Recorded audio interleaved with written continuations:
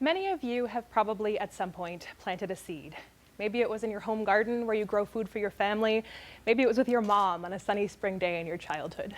Seeds connect us with people, our ancestors who saved them for our use, our descendants who will continue to plant them after we're gone, and each other. We're able to grow food for our families and our neighbors because of this great gift we've been given. But often, something that doesn't come to mind when we think about seeds is the rate at which these varieties we treasure are disappearing. Since the 1900s, some 75% of plant genetic diversity has been lost as varieties of our ancestors are traded in for genetically uniform, high-yield varieties, giving more power to seed corporations and eroding our control over where our food comes from.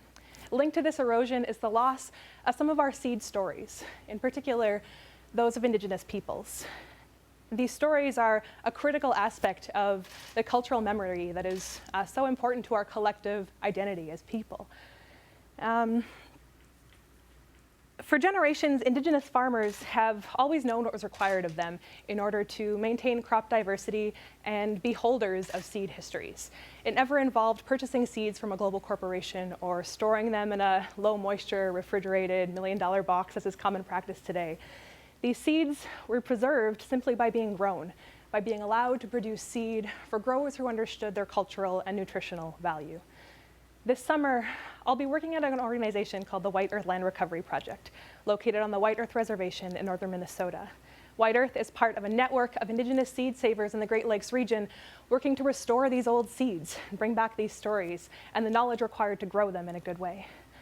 White Earth, among their many projects, established an Anishinaabe seed library, which encourages people who've inherited these seeds, like this 800-year-old Geteakosamine squash, to grow them once again by simply taking them out of the library and bringing back saved seeds at the end of the season.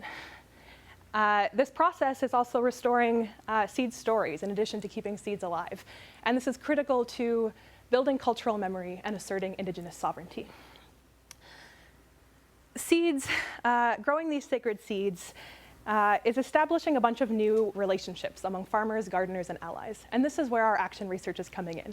We're mapping out these relationships, we're connecting folks to each other in meaningful ways, and working to establish a network of individuals that are committed to honoring the sacredness of seeds, particularly here in Manitoba. Seeds are more than just a plant's beginning. They hold in them the wisdom and strength of generations of growers who understand the need to take care of our earth collectively. So when you go to plant a seed, consider its sacredness, honor its story and uncover it, and greet it as you would your oldest of relatives. Thank you.